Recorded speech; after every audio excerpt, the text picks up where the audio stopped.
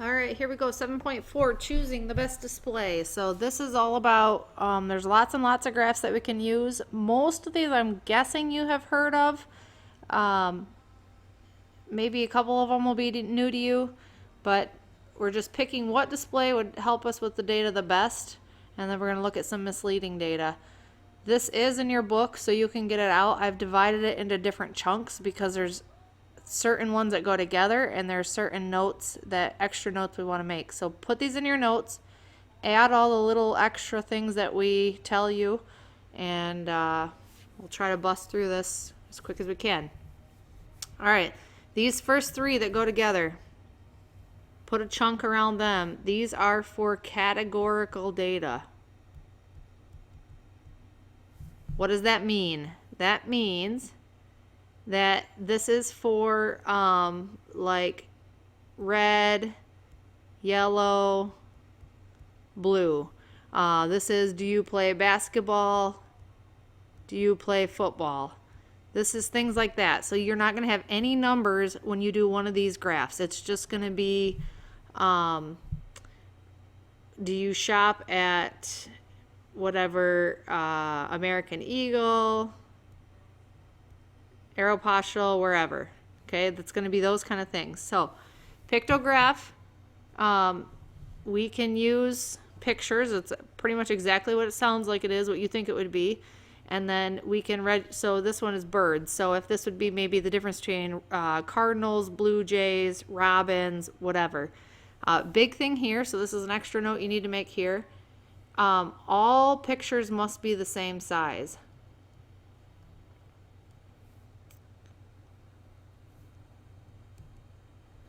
I don't want to look at, like, I don't know if you guys know your birds very well, a teeny tiny little hummingbird here versus a robin. It's going to look like I have tons of robins and only a couple hummingbirds because they're so much smaller. So if you're going to use the picture of a bird, your birds all have to be the same size, otherwise it's not going to tell a true story. Okay?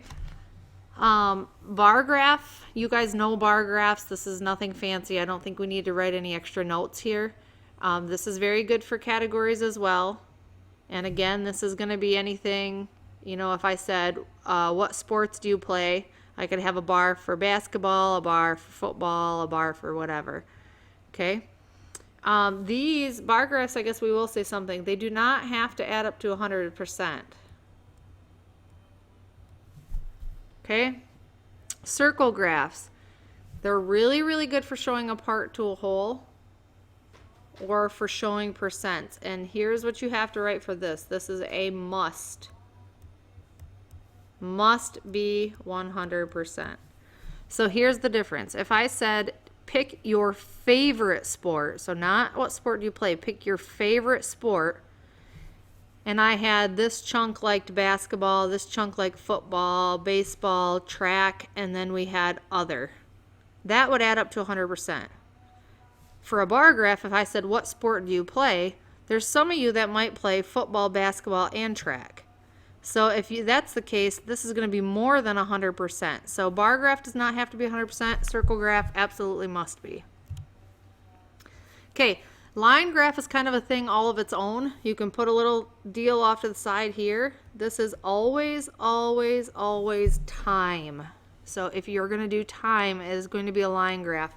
You can also call this a time graph if you want. So this is going to be something like gas prices, like the gas price went up, down, up, down, up, down, or whatever.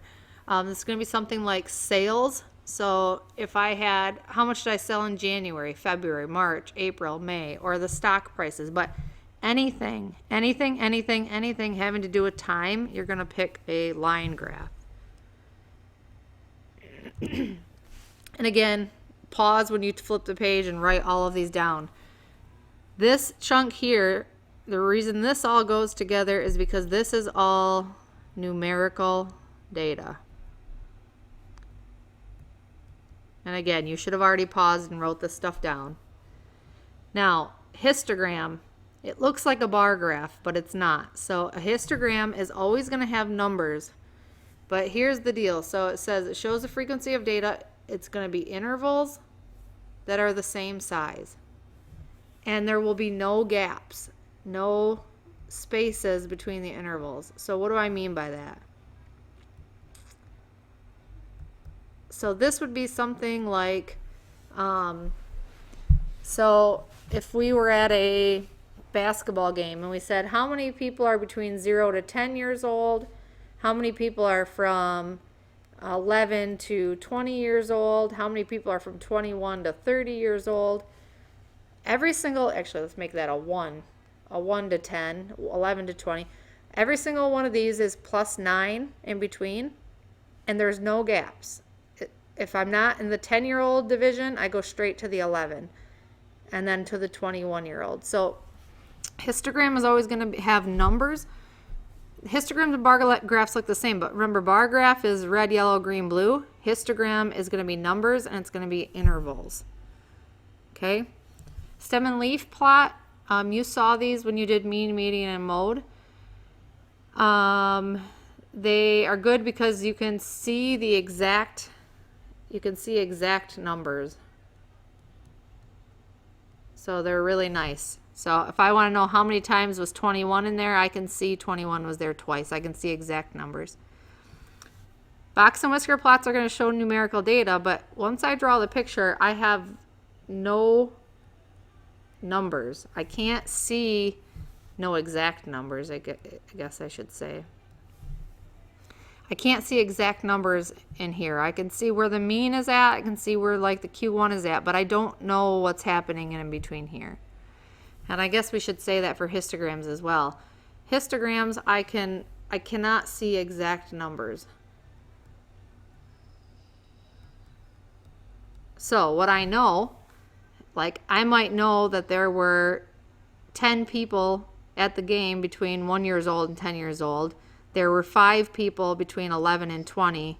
There were, 20 people between 21 and 30, but I don't know exactly how many 22-year-olds there were. Okay, a line plot or a dot plot, you've already made these. This shows exact numbers as well. But you're going to want to do a very small data set. And you don't want the data to be very spread out. So not spread out. Because what I mean by that, if I was trying to make a dot plot for all the people at the game from 1 year old to 76 years old, that's going to be really, really long number line, and it's going to be really, really annoying. So this is only going to be if we have just a small group and it's not very very spread out. And then a scatter plot, you know what those is. You know what those are. You did them yesterday. But the big thing here, do not forget 2 sets of data.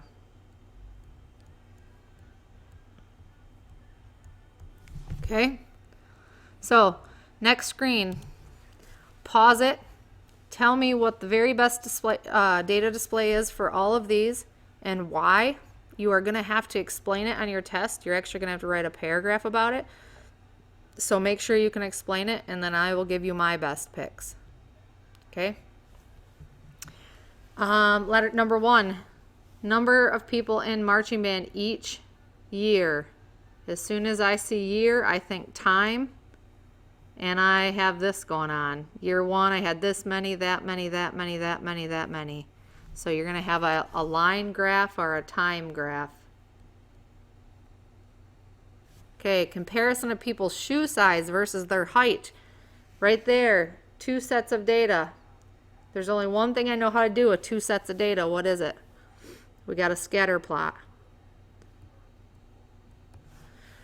Number 3, population of the United States divided into age groups. So this one is going to be, so this is going to be exact numbers. But remember, anytime I have intervals, this is age groups. This is kind of like how many people are at the basketball game. I'm going to do a histogram. I'm going to say how many people are between 0 to 20, 20 to 40, 40 to 60, 60 to 80. Anytime you do intervals, you're going to want a histogram. Percent of students in your school who speak Spanish, French, or Creole. Now, I think you have I mean, you have 3 choices here. These are categories, so you have to do one of the first 3. So I guess you could do a pictograph, but I don't have any idea what picture you would use. So you're probably going to do a bar graph or a circle graph. Now, what you have to say to me, if you're going to do a bar graph, that's fine. You could say, you know, there's 25% in Spanish, there's whatever percent here, whatever percent here. But there better not be any people there that can speak both Spanish and French.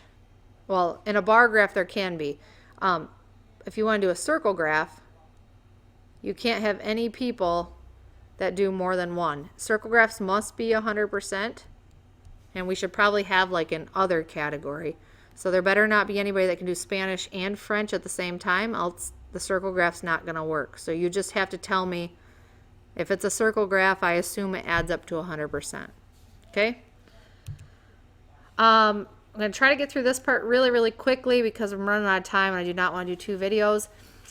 So sometimes people can try to trick you with their graphs. So take a look at this and see what you might think is tricky.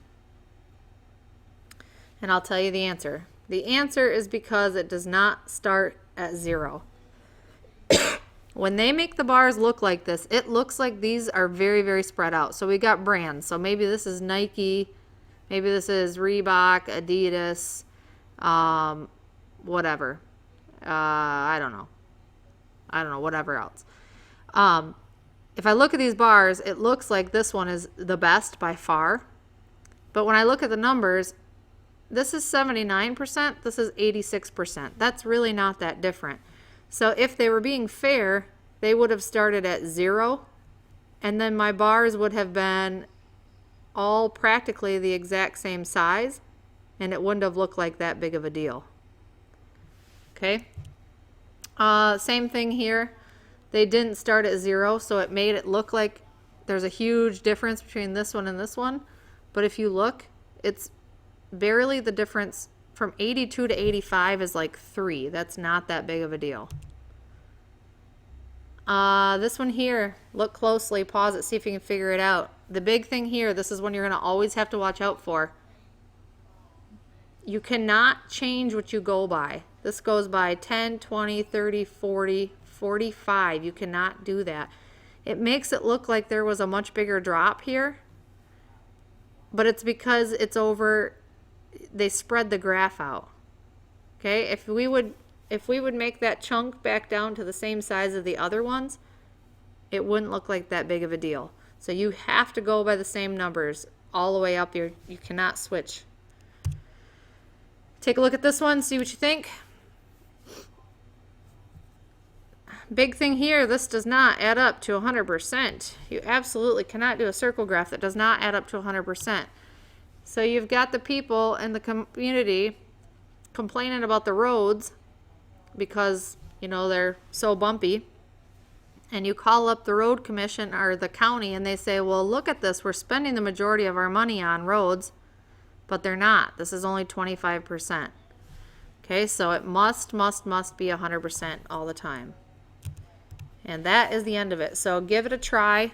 We're definitely going to talk about the graphs more on Monday because there are different answers that will be acceptable, and we'll spend time reviewing that before the test because you will have to write a paragraph on what graph you'll pick and why you'll pick that one. So you're going to need to spend some time studying that list and what the pros and cons are of each different type of graph.